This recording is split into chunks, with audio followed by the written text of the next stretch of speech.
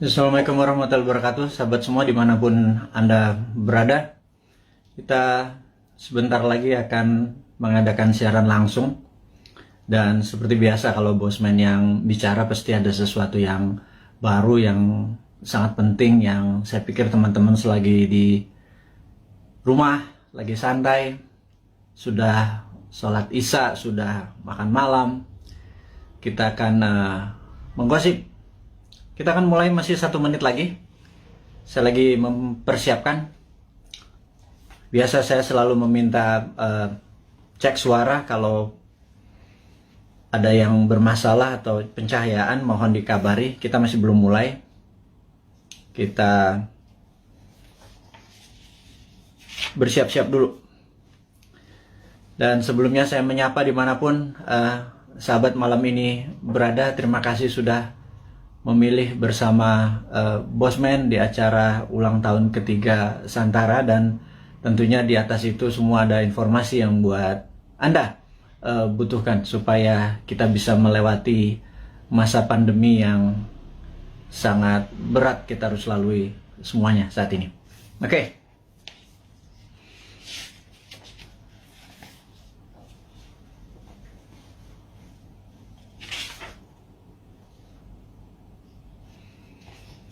Oke, baik, sahabat semua. Assalamualaikum warahmatullahi wabarakatuh. Salam sejahtera, salam sehat semuanya. Dimanapun sahabat berada saat ini di seluruh wilayah Indonesia, mulai dari Sabang sampai Merauke. Kita tahu Jawa Bali saat ini masih PPKM level 4. Yang tertinggi itu berapa ya? Saya nggak tahu ya. Saya ini diajari begini-begini. Saya agak sedikit gaptek atau kadang-kadang misinformation. Level 4 itu tertinggi atau terendah? Saya kurang tahu, tetapi yang jelas level 4 itu mall belum dibuka kalau nggak salah, dan masih sama seperti yang selama 2 minggu atau 3 minggu terakhir kita mendapatkan di Jawa Bali. Jadi sahabat semua, kita tahu PPKM level 4 ini akan sampai tanggal 2 Agustus, dan hari ini informasinya yang terpapar sampai 45.000, naik lagi, kemarin 28 ribuan, sekarang balik lagi ke 45 ribuan yang terpapar, dan ini sungguh sangat berat. Kalau hal ini terjadi, ini feeling saya aja ya, feeling saya sekali lagi, ini bukan sesuatu analisa atau dari data.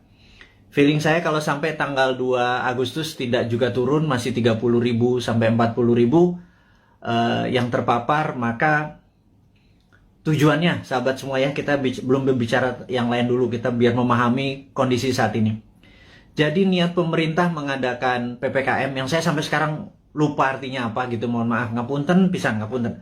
Jadi yang jelas adalah kita waktu awal-awal Juli itu kita terpapar 30.000, 40.000, 50.000. Kemudian pemerintah berharap kalau itu turun sampai di bawah 10.000 yang terpapar per hari, maka itu adalah masa PPKM dilepas dan kita kembali berkehidupan sosial seperti biasa, normal gitu ya. Dan ternyata setelah kemarin PPKM itu gagal membawa ke angka 10.000, kemudian diperpanjang lagi, dan sekarang diperpanjang lagi setelah sampai tanggal 25, 26 diperpanjang lagi, sekarang diperpanjang lagi sampai 2 Agustus. Nah, yang diharapkan adalah dengan PPKM itu adalah pergerakan manusia, human movement adalah di bawah 50%. Tapi kalau bisa 70%. Tapi apa daya, faktanya hanya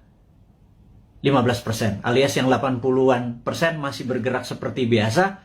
Karena itu tidak ada perubahan yang signifikan, walaupun cukup ketat di sana sini membatasi, tetapi agaknya perut lapar dan kebingungan akan rekening di bank dan kantong menipis itu membuat logika beberapa sahabat kita yang 80% ini nggak bisa diam gitu ya, sangat bisa dimengerti. Dan pemerintah berat sekali kalau masih 15% yang berada di rumah, kemudian dicoba perpanjang lagi, dan faktanya hanya 20%-an yang berada di rumah, alias yang 80%-an masih keluyuran keluar, walaupun makanan, bisnis sudah tidak banyak dibuka lagi.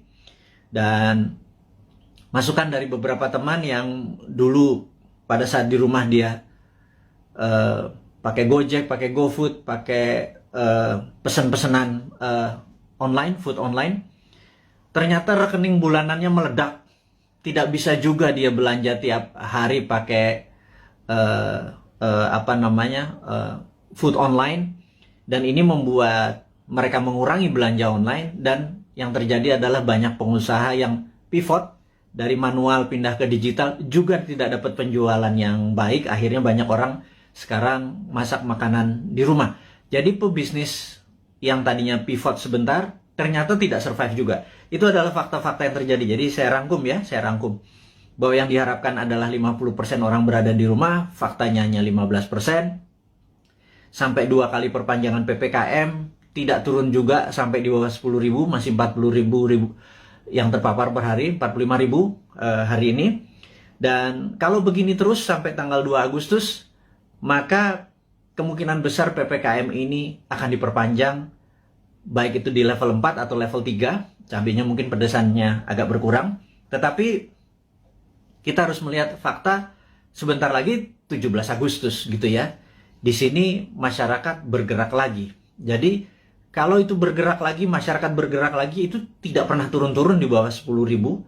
Dan berita buruknya PPKM akan berkepanjangan. Jadi saya pikir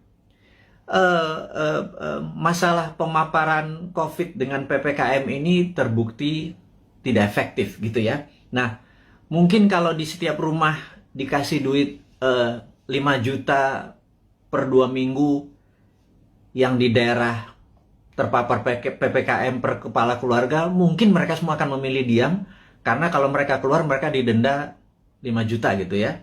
Kalau di dalam rumah dikasih 5 juta, jadi kalau keluar rumah di charge 5 juta. Mungkin orang Indonesia tuh memang mungkin jangan-jangan nggak bisa dipanis atau nggak bisa dihukum. Yang orang Indonesia tuh cocoknya adalah diberi hadiah atau diberi insentif. Jadi ya kepada kepala negara, pejabat saat ini, ya mbok pakai alternatif kedua, jangan dilarang. Kasih aja sudah duit, kasih vitamin gitu ya. Udah lepas aja, jangan-jangan ini pakai herd immunity, mungkin ya, karuan aja. Jadi ya vaksin diteruskan, vitamin dikasih setiap rumah, duit dikasih 5 juta sebulan gitu ya. Mungkin mereka akan manut sama pemerintah dan gagasan-gagasan ini tadi. Oke. Kemudian saya juga ingin mengabarkan bahwa kita mempromosikan yang namanya kibarkan bendera putih jika Anda atau sahabat semua punya masalah keuangan, masalah kesehatan, dan tugas sahabat semua adalah menurunkan bendera putih itu dengan menolong mereka. Jadi bendera putih itu adalah tanda, bukan menyerah, bukan kalah. Itu adalah tanda Anda butuh pertolongan, gitu ya. Kita bingung kalau bendera kuning nanti di sebagian wilayah dibilang kematian, tapi di daerah Makassar putih malah dibilang kematian. Tapi ini bukan itu masalahnya. Kita hanya ingin memberi signal dari sesama untuk sesama bahwa kalau ada bendera putih naik, tanya dia, tolong dia, gitu ya. Tetapi saat ini pemerintah dan partai yang mendukung pemerintah agak sensi gitu ya. Dianggap gerakan bendera putih ini adalah gerakan politik yang menganggap kalau itu banyak bendera putihnya dianggap pemerintah ini tidak perform, dan bendera putih ini gerakannya dicoba diganti dengan memasang bendera merah putih, yaitu pejuang melawan COVID. Ini yang saya sedikit heran, kok sensitif banget sih ya pada saat orang atas nama kemanusiaan bergerak dicap mau berpolitik gitu ya. Enggak lah. Kali ini nih politik nomor 5 kali. Nomor 1 adalah humanitarian atau keselamatan sesama anak bangsa. Kalau pemerintah nggak bisa bantu, kita coba bantu dengan berkontribusi menurunkan bendera putih. Jadi bendera putih sekali lagi bukan gerakan politik. Dan kalau Anda, wahai pejabat, sekarang memutuskan untuk memasang bendera merah putih sebagai bentuk perjuangan terhadap COVID, kita dukung juga gitu ya. Bendera merah putih kita naikkan. Tapi kalau teman kita lapar, kodenya apa? Kalau ditaiknya bendera merah putih kan perjuangan gitu ya. Nah, tapi terlalu politik. Sekali lagi, ini bukan politik. Nggak ada niat untuk kita yang mempromosikan bendera putih ini sebagai gerakan politik. Gerakan bendera putih adalah gerakan sosial, tidak ada niatan untuk berpolitik. Anda aja yang menjabat. Toh 2024 Anda juga selesai semua jabatannya ya. Dan saya titip ya, tolong utangnya jangan banyak-banyak. Karena kami repot bayarin utang Anda gitu ya. Sekali lagi, kami nggak akan cawe-cawe kok sama Anda ya, tapi pasti kami suruh bayar gitu ya. Dan Anda, ya mbok, jangan nambah lagi utangnya gitu ya. Berat loh, hampir 6.500 triliun utangnya saat ini. Dan pilihannya Ibu, itu juga masih ngutang lagi, nambah 500 triliun lagi. Itu kalau hampir berapa ya, kalau nanti di akhir masa jabatan hampir 10.000 triliun. Itu kalau bunganya 5% setahun itu 500 miliar, hanya 500 triliun hanya untuk bayar bunganya. Kasihan Pak, kita nih Pak, New Mind ini Pak, nyaurin utang gitu ya. Anda dapat nama sama pestanya, kita yang nyuci piring Pak. Ya kasihan dikit lah, kasihan dikit buat anak-anak New Mind yang nanti berkuasa ini ya Pak ya. Jadi wahai pejabat, sekarang Anda boleh lakukan apapun, tolong jangan nambah utang gitu ya. Pusing kita nanti bayarnya, anak cucu kita bayarnya. Dan tapi tenang, kalau New Mind berkuasa, Anda nggak diganggu kok, nggak ada masalah legal, nggak masalah buzzer menyerang Anda. Enggak lah, Anda aja yang pakai buzzer itu untuk membunuh karakter orang-orang yang tidak setuju. Silahkan Anda aja, kita tidak akan balas. Itu bedanya, kita akan mikul dur, mendem jeruk, kita mendem rasa kita. Kita akan kelarkan ini, tidak ada dendam di antara kita. Bahkan Anda ngutang, monggo, tapi jangan banyak-banyak, karena kita akan nyaur, tenang ya. Saya nggak yakin Anda bisa nyaur atau membayar utang tersebut, tapi New Mind bisa. Jadi sekali lagi, pesan kepada pejabat, Anda masih punya 3 tahun, bendera putih bukan gerakan politik, bendera merah putih Anda adalah gerakan politik. Anda mau berjuang melawan COVID, kita juga berjuang melawan COVID, kita mau membantu sama, itu adalah gerakan kita. Anda nggak dukung, nggak apa-apa. Anda mau menjalankan 3 tahun lagi, monggo, silahkan, kami nggak cawe-cawe. Tapi pesan satu aja, jangan nambah ngutang ya, gitu. Karena repot kalau ngutang diperpanjang. Karena pasti kami yang nyaur, kami yang ini. Anda sekarang silahkan terus kedua, Anda boleh menggunakan buzzer, silahkan membunuh siapapun yang Anda mau oposisi, Anda mau eksekusi dengan buzzer Anda, silahkan. Tapi nanti jangan harap, kami nggak akan gabung dengan oposisi, kami juga nggak akan gabung dengan itu. Kami anggap semuanya old mind ya, mau oposisi mau incumbent, kami anggap semuanya old mind ya. Sekali lagi kami ulangi, New Mind itu menganggap oposisi saat ini dan incumbent itu adalah old mind. Kenapa kami bilang oposisi itu adalah old mind? Karena sampai sekarang oposisi itu tidak juga memberikan solusi kepada pemerintah. Dan kedua, pemerintah saat ini bengep-bengep berjuang lundang-lundung sendirian, keberatan, ditolong, disaranin, gak denger, ya wis, kita cuma bisa ngasih saran, kita nggak pernah ngeritik loh, ngeritik kasih saran, atau ngasih saran sekalian, Anda nggak pakai silahkan, nanti kita pakai gitu ya. Jadi sekali lagi, New Mind itu bukan oposisi, New Mind itu bukan incumbent, New Mind adalah NKRI garis lucu, dah gitu ya. Jadi pesan kami sekali lagi kepada pejabat, jangan pernah ngutang gedean karena kasihan New Mind. Tapi kalau Anda bisanya ngutang, ya monggo, yang penting hidup ini NKRI masih tetap nyambung. Tapi kita akan semangat terus melunasi utang Anda, satu. Yang kedua adalah kita tidak akan cawe-cawe, kita nanti tidak akan punya buzzer gitu ya.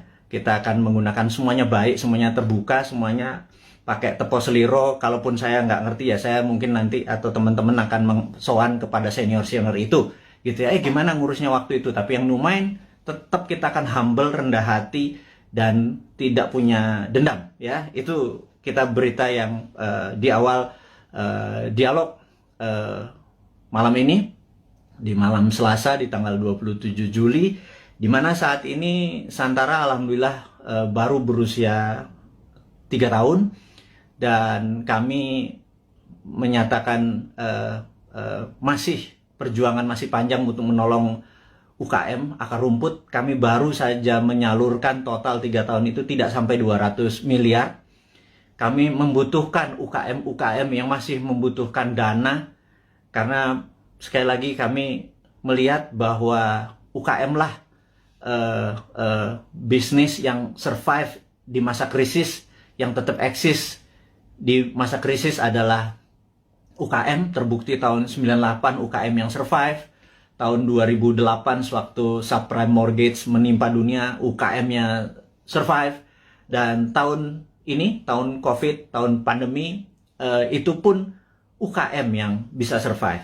Dan kita tahu UKM saat ini dianaktirikan oleh old mine karena kita tidak bisa minjam kredit kita dibatasi, hanya daerah-daerah tertentu harus punya jaminan dan lain sebagainya.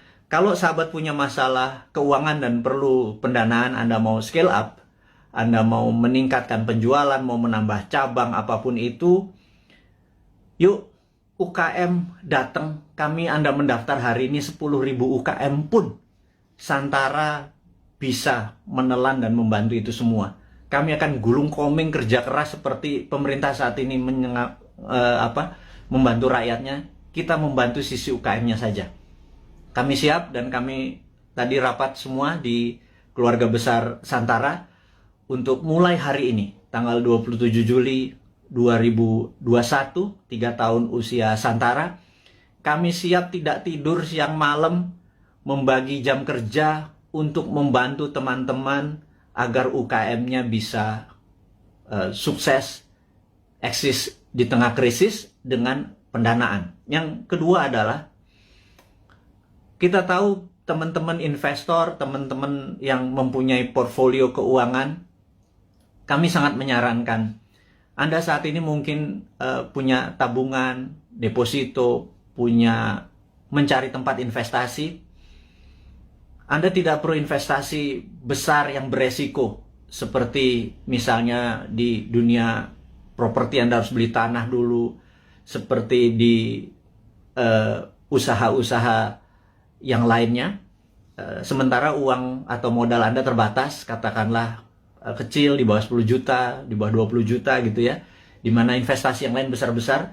Urun dana adalah kita bersama-sama bergandengan tangan membantu UKM. Jadi underlying uang kita adalah UKM, dunia nyata, dunia real.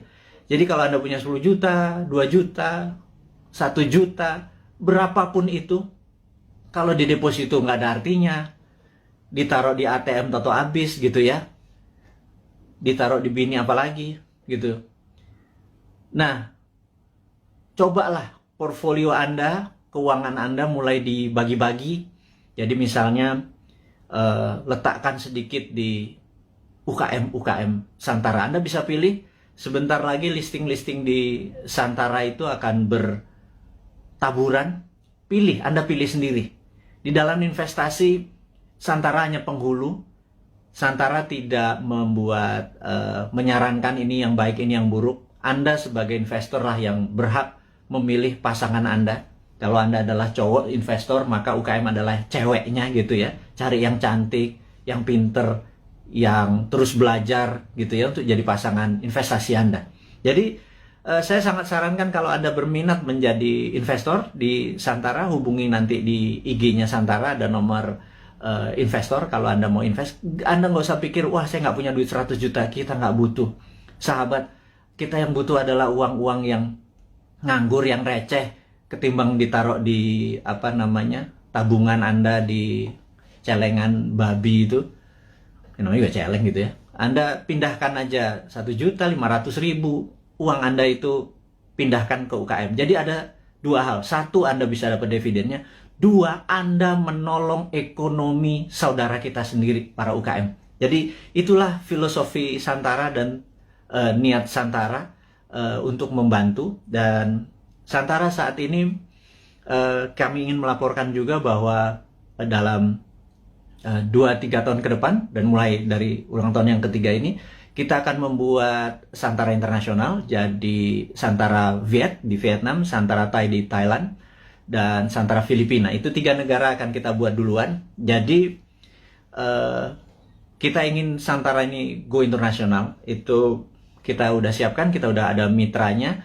Jadi bukan hanya Gojek bisa di Vietnam, Santara pun bisa. Karena Santara punya keunikan, ini adalah equity crowdfunding pertama di Indonesia dan terbesar. Dan kita bercita-cita ingin menjadi yang terbesar di ASEAN atau di regional. Dan ini hanya membuktikan bahwa Indonesia bukan jago kandang. Indonesia di bawah New Mine itu ekspor kita. Buktinya Santara. Karena di Vietnam, di Thailand, dan di Filipina tidak ada. Jadi kita go global, company kita dari sana ya dong untuk dong ya. Jadi Vietnam untuk Vietnam, Thailand untuk Thailand. Dia hanya pakai softwarenya kita. Dan mereka sangat antusias sekali. Nah, bayangkan kalau nanti ada 10.000 perusahaan Vietnam listing di Vietnam tapi di Indonesia cuma 1.000. Yang ada masalah adalah orang Indonesianya. Orang Indonesia kakek mikir kali ya.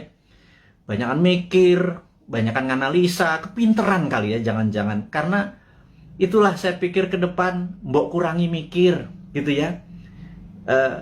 Berprasangka baik, banyak baca, terus banyak berdiskusi yang sehat. Jangan ngikuti buzzer nggak buat kita pinter gitu ya. Buzzer buat kita hanya jadi kuda-kuda terus, curiga terus gitu.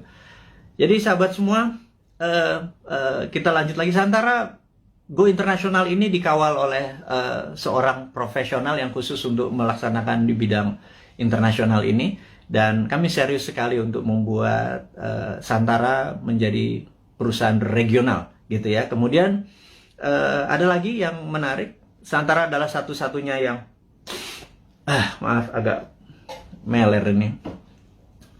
Jadi Santara satu-satunya saat ini yang siap dengan secondary. Secondary itu begini. Kalau Anda invest, Anda ingin exit.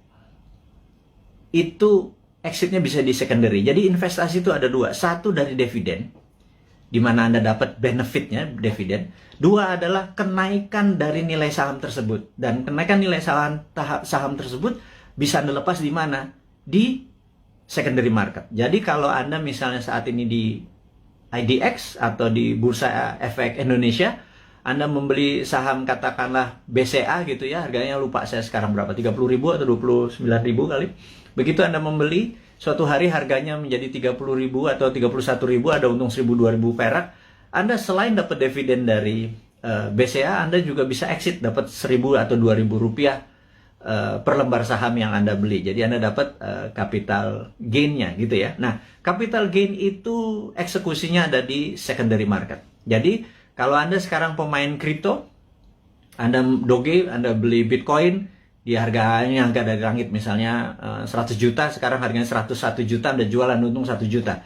Itu namanya secondary market. Anda melepas secondary market. Nah, sebentar lagi Santara akan meluncurkan secondary market. Izin kita dari OJK sudah lengkap. Jadi bisa dibayangkan, saat ini ada 1 juta sahabat kita yang bermain di kripto gitu ya. Uangnya tentunya saham-saham internasional. Koin-koin yang Anda main adalah koin internasional. Jadi uang Anda sebenarnya menguntungkan negara lain. Terus kemudian di Bursa Efek Indonesia juga ada sekitar 1,2 juta investor yang setiap hari ada di floor saham untuk jual beli sahamnya.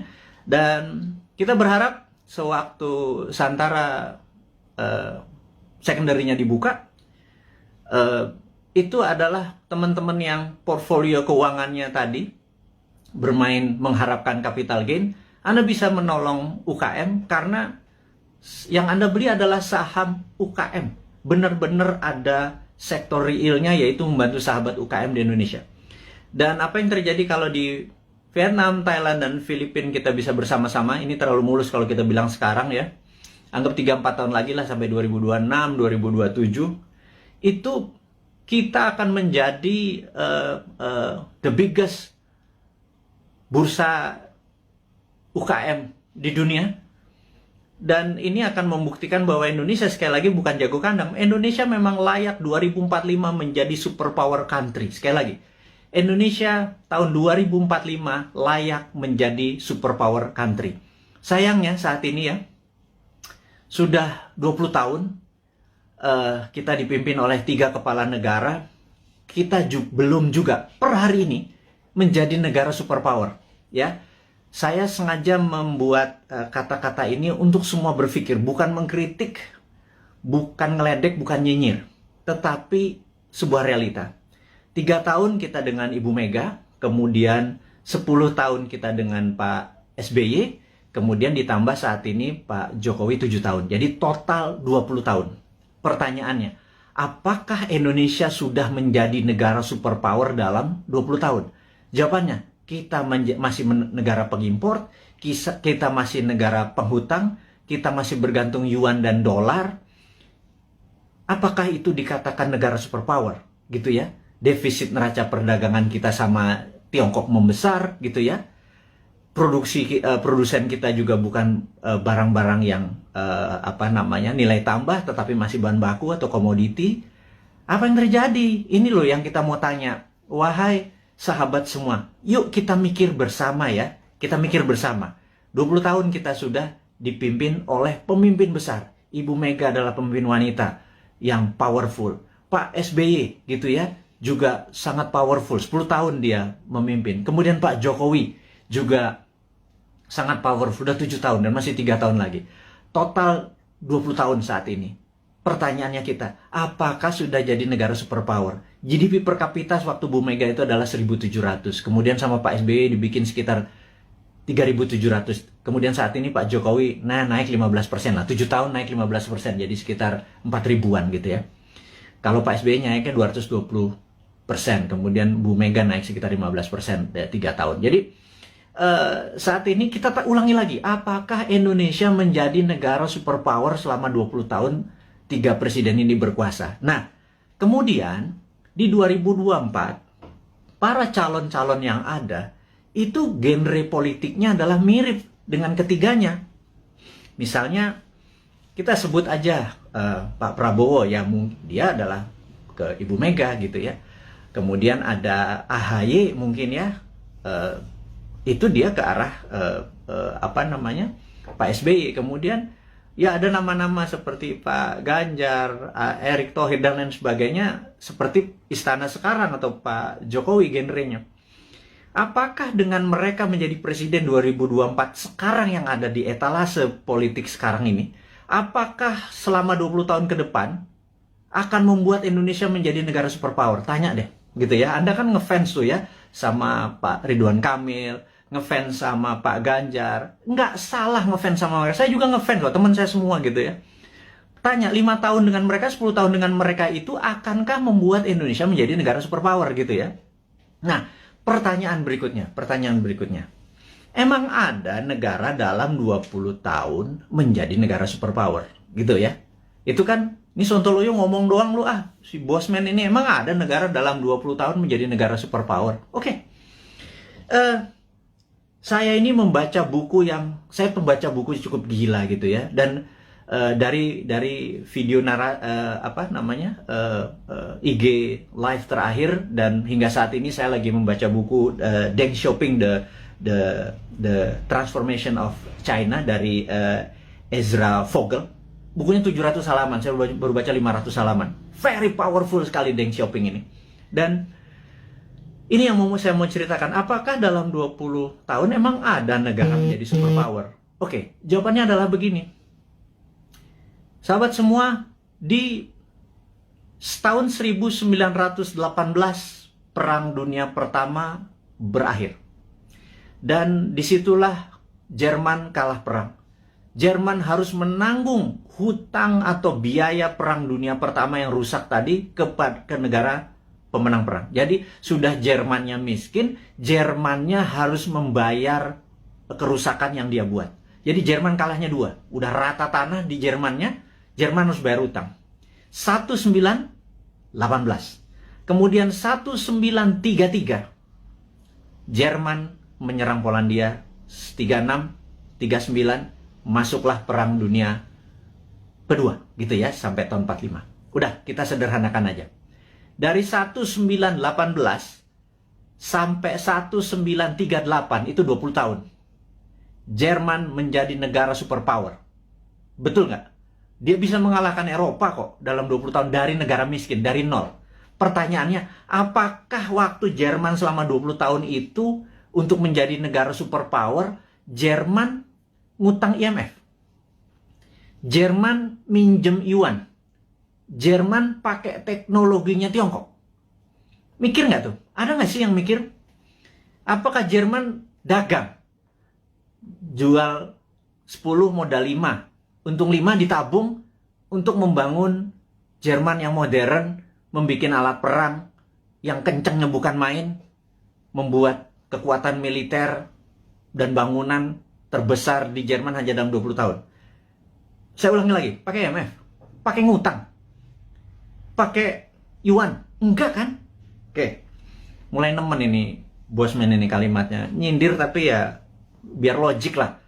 Pengagum-pengagum pejabat sekarang tuh biar mikir gitu lah. Bukan saya ngenyek gitu ya. Saya cuma ngingetin. Karena nggak ada yang tahu tuh, nggak ada yang ngomong juga gitu ya. Apa karena terlalu sibuk saat ini banyak cuan yang mereka harus bagi-bagi sehingga lupa belajar gitu ya. Ya wis, bosman aja yang baca, bosman yang belajar, saya kasih ke teman-teman semua gitu ya. Berikutnya adalah Jepang. 1945 Jepang rata tanah. Jepang rata tanah. Hiroshima Nagasaki itu rata tanah. Pusat perdagangan dia udah nggak produksi lagi. Kemudian 1964, 19 tahun, ada yang namanya Olimpiade Tokyo. Seperti sekarang ini, ada Olimpiade Tokyo. Anda harus nonton. Waduh, itu atletnya model semua itu. Ada Alika Smith, ada Robin dari Kanada, ada yang Jerman. Udahlah, Anda nonton lah. Jangan kebanyakan nonton acara sinetron di Indonesia itu, nggak ada pelajaran apa-apa itu. Sekarang udah sehat, kita semangat nonton Olimpiade yang saat ini ada di Tokyo gitu ya. Oke, balik lagi ke selama 19 tahun, kemudian Jepang membangun di tahun 1964, Jepang mengadakan Olimpiade Tokyo, dan itu adalah Olimpiade modern pertama di dunia. Atlet-atlet yang datang ke sana terkagum-kagum, kok bisa Jepang menjadi negara yang sangat maju gitu ya di dalam tahun 64 itu. Dan kemudian tahun 80-an alias 20 tahun setelah itu, kita bicara tahun 80-an, ada Sony, ada Toyota itu menguasai dunia seperti China sekarang. Jadi ternyata bisa tuh menjadi negara superpower dalam 20 tahun gitu ya. Nah, kemudian tahun 79 Tiongkok jangan tanya, Tiongkok rata tanah. Mao Zedong itu merusak semuanya, membakar orang-orang pinter, buku dibakar. Sampai orang yang Mao Zedong tidak sukai berkuasa atau mendapat kesempatan memimpin yang namanya Deng Xiaoping. Deng Xiaoping ini dalam pidatonya sering mengucapkan kata-kata demokrasi. Sangat menarik. Demokrasi ini bukan berarti hanya pemilihan langsung, tapi demokrasi ini adalah semua orang yang berprestasi itu boleh mendapat jabatan yang tertinggi. Jadi orang berprestasi bukan karena dia membantu pemenangan terus dijadikan komisaris, bukan ya, bukan seperti itu ya. Jadi benar-benar berdasarkan merit atau prestasi, namanya meritokrasi. Nah, demokrasi ini adalah membebaskan semua orang yang berprestasi untuk menduduki jabatan penting. Nah, Deng Xiaoping memepet Ronald Reagan di tahun 80-an, dan Amerika banyak membantu Deng Xiaoping yang mengatakan dia akan mengikuti apa yang negara demokrasi mau. Ini yang saya bilang dia main tiga kaki. Kemudian dia harus memilih, dia berpihak ke Rusia, Soviet, atau ke Amerika. Dia main dua kaki. Ke Soviet sesama komunis, ke Amerika pura-pura ikut demokrasi. Di tahun 1989, Deng Xiaoping menghadapi sebuah dilema yang besar di mana demokrasinya meminta banyak korban, dan disitulah ada dua pilihan: soft power ikut demokrasi atau hard power China mulai berdiri sendiri. Akhirnya Deng memilih pilihan kedua, disikat 10.000 mahasiswa di Tiananmen Square. Dan disitulah muncul Tiananmen Papers. Jadi efeknya adalah seluruh investor keluar dari Tiongkok pada saat itu. China alone, China sendirian. Di tahun 89, para petinggi PKC, Partai Komunis Cina, memutuskan fuck IMF. Kalimat gue ngomong gini gak apa-apa ya. Kemudian dia mengatakan waktu ada Tiananmen, Gorbachev itu ada di Tiongkok. Deng Xiaoping di bukunya bilang, Gorbachev goblok katanya gitu.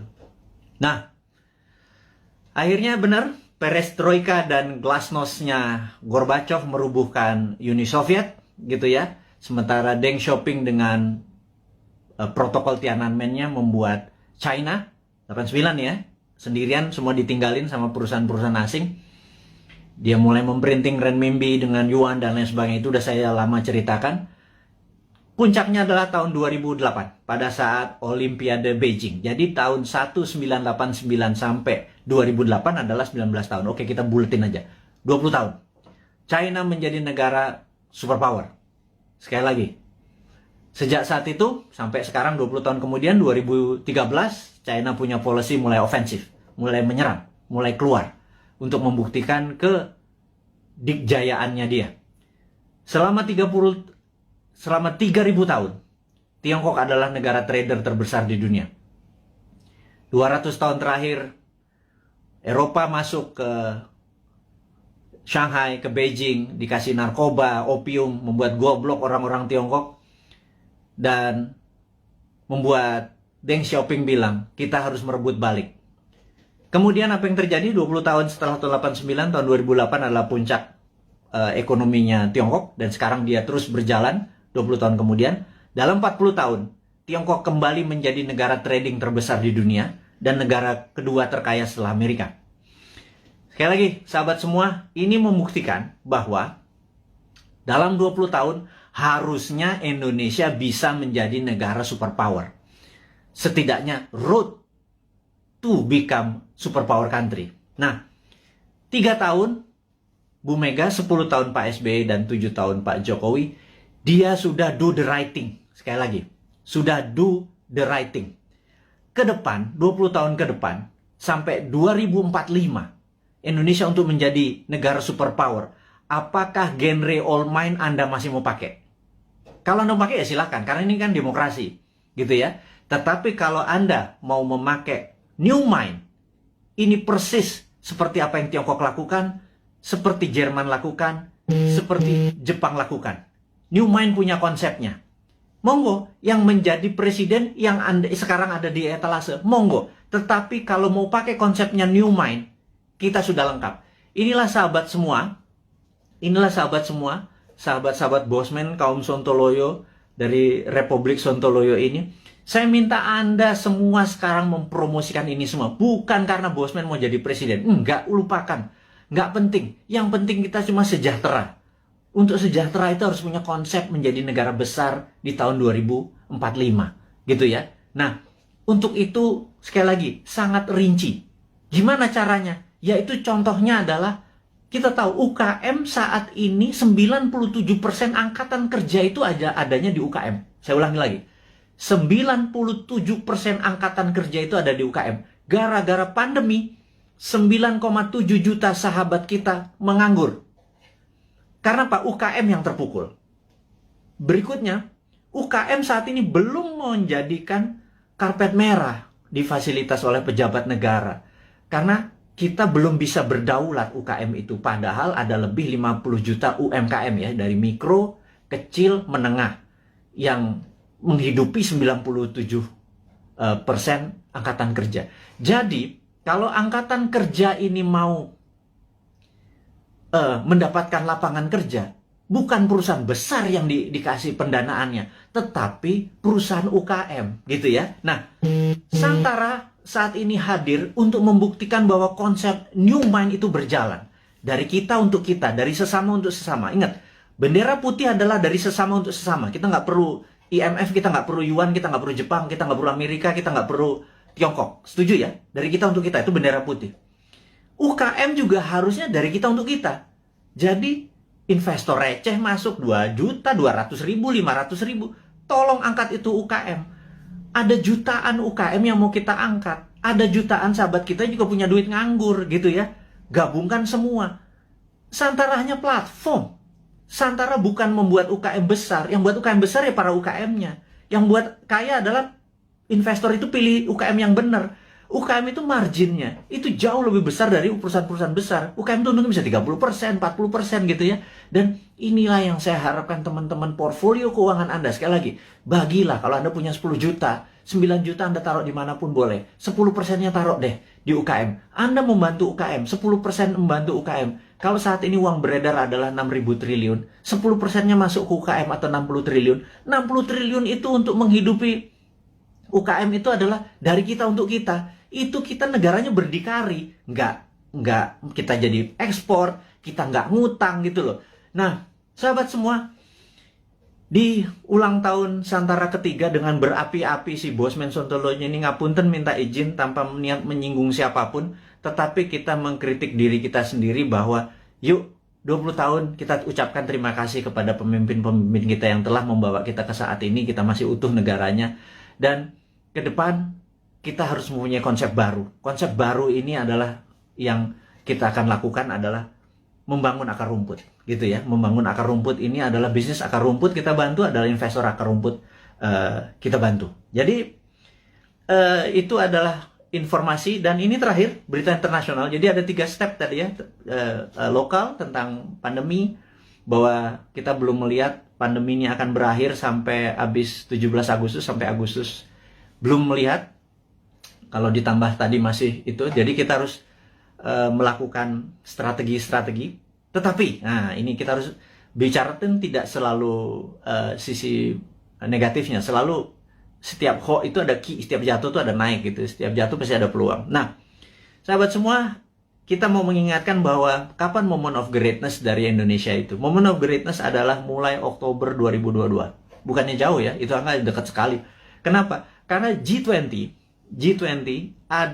akan diselenggarakan bulan Oktober di 2022. G20 ini adalah government 20 negara akan hadir, di mana saat itu ini adalah moment of greatness dari bangsa Indonesia untuk membuktikan bahwa kita negara yang layak untuk dijadikan tuan rumah.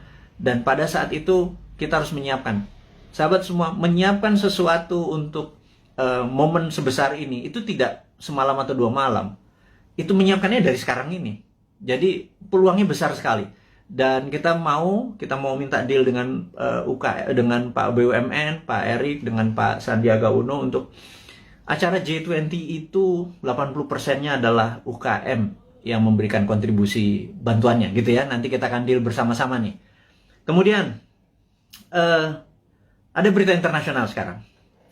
Kita mau duluan. Nomor 1 adalah kita menginformasikan bahwa kemungkinan besar Biden akan resign. Nah ini Bosman ini kalau ngasih informasi ini rada-rada langitan sedikit. Bukan apa-apa.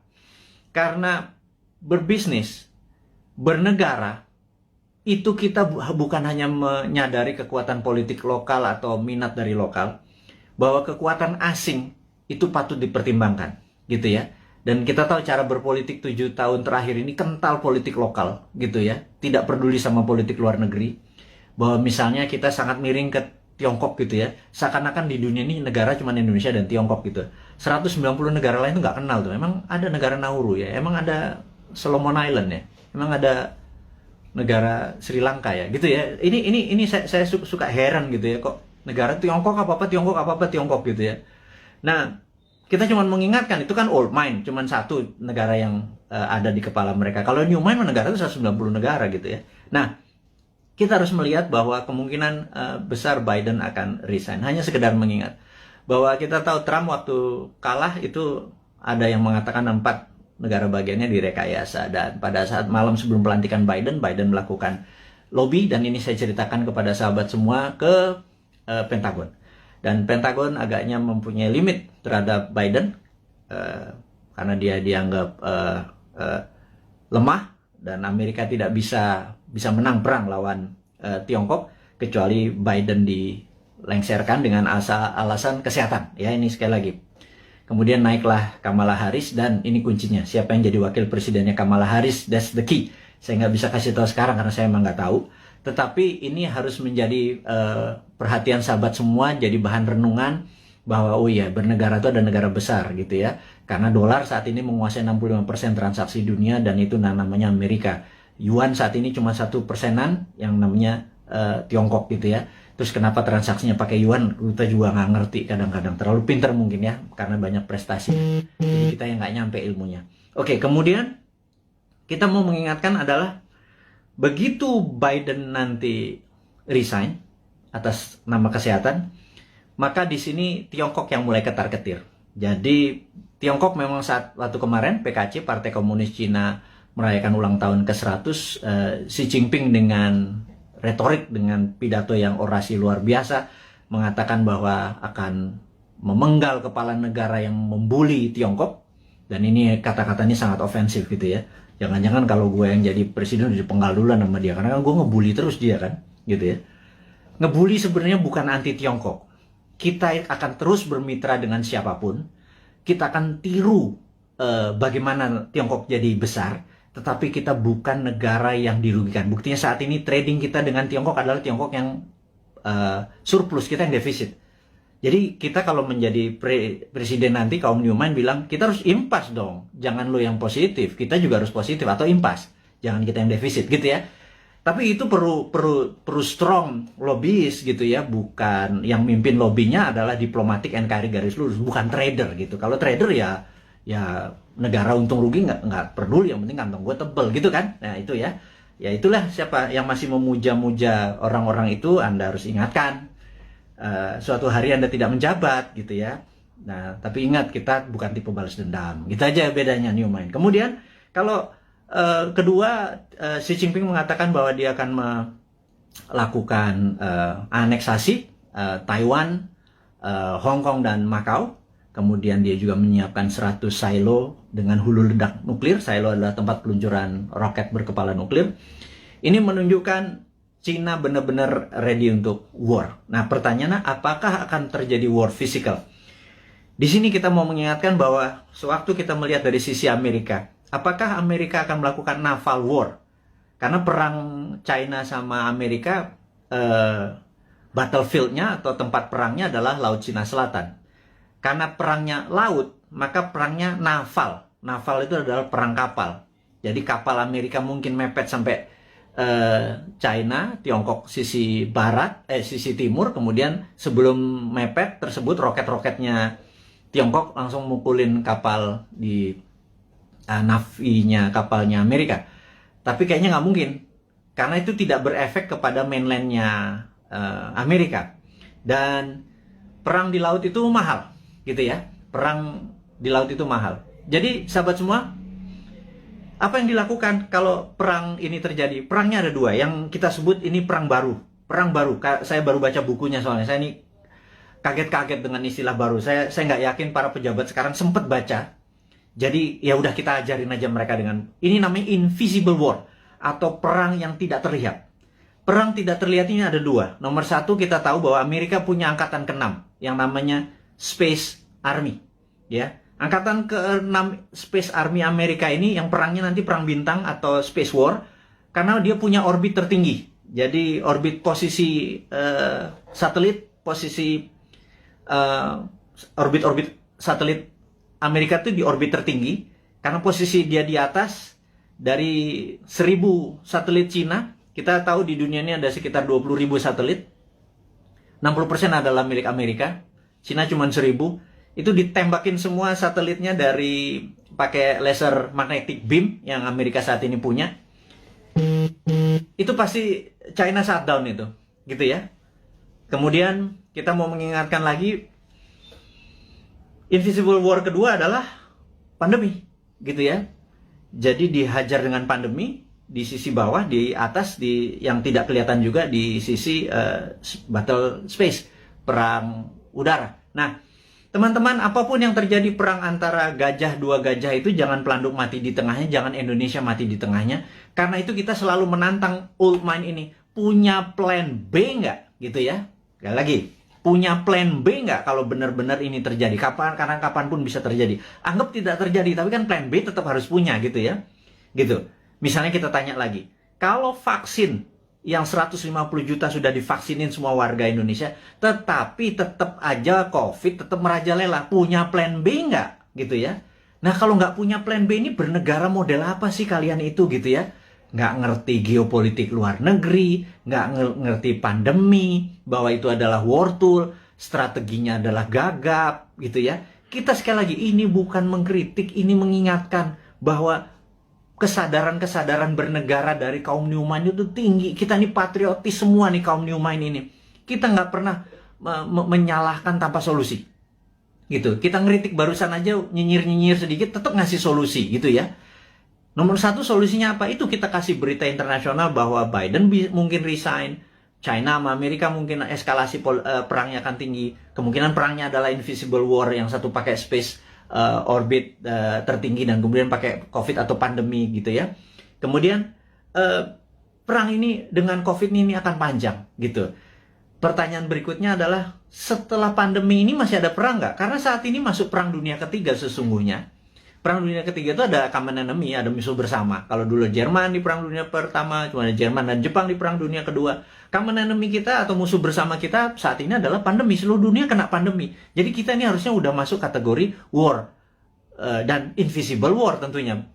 Musuh kita tak terlihat. Ini kita harus gandengan tangan sesama apa namanya, human atau homo sapien ini, sesama makhluk yang namanya manusia ini gitu ya. Jangan lagi bilang membeda-bedakan agama, ras, suku dan lain sebagainya negara.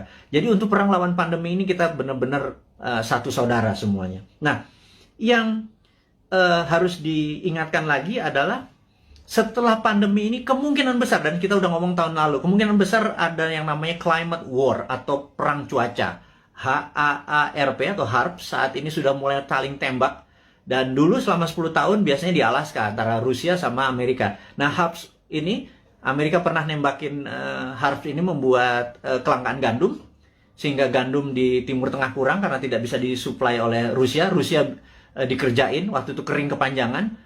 Kelaparannya di Timur Tengah membuat peristiwa Mesir terjadi gitu ya. Ini semua ada relasinya dan sudah berhasil merubah. Jadi climate war ini akan membuat kelangkaan pangan. Nah, itu dunia ya, bukan Indonesia saja. Indonesia ini punya kelebihan, yaitu punya 2 musim. Musim hujan, lupa gua. Musim durian juga masuk harusnya ya. Musim kawin segala macam, lupa gua. Jadi bukan musim hujan dengan musim kemarau saja. Indonesia ini 90% wilayah yang mengandung air, H2O maksudnya. Kemudian alamnya ada vulkanik, tektonik, dengan setiap saat alam memberikan pupuknya. Kemudian kita juga memiliki laut yang menghasilkan ikan. Kita ini komplit sehingga Indonesia bisa menjadi, seharusnya kalau di bawah New Mind nanti, Indonesia menjadi the biggest food country. Kita akan banyak membangun food estate. Itu adalah solusi. Dimana pada saat selesai pandemic war, perang ini, kita akan menghadapi perang cuaca atau climate war, dan kita harusnya menjadi rule the world dengan cara itu. Jadi 2045 Indonesia benar-benar menjadi negara superpower gitu ya. Itu kita kasih bocoran-bocoran seperti ini terus untuk mengingatkan bahwa udahlah 20 tahun ke depan bisa Indonesia menjadi superpower. Tetapi tidak bisa dengan cara old mind, dengan cara new mind. Ini loh konsepnya new mind. Kita berikan papersnya, kita berikan konsepnya, kita berikan orang-orangnya juga. Kalau Anda nggak, ini kita sepaket kok. Kita sering diskusi, kita banyak, ada sekitar 50-an sahabat-sahabat Bosman, berapa profesor segala macam. Terus saya bukan sendirian. Mana mungkin sih saya bisa buat video setiap hari segitu banyak, dan ilmunya adalah ilmu terupdate.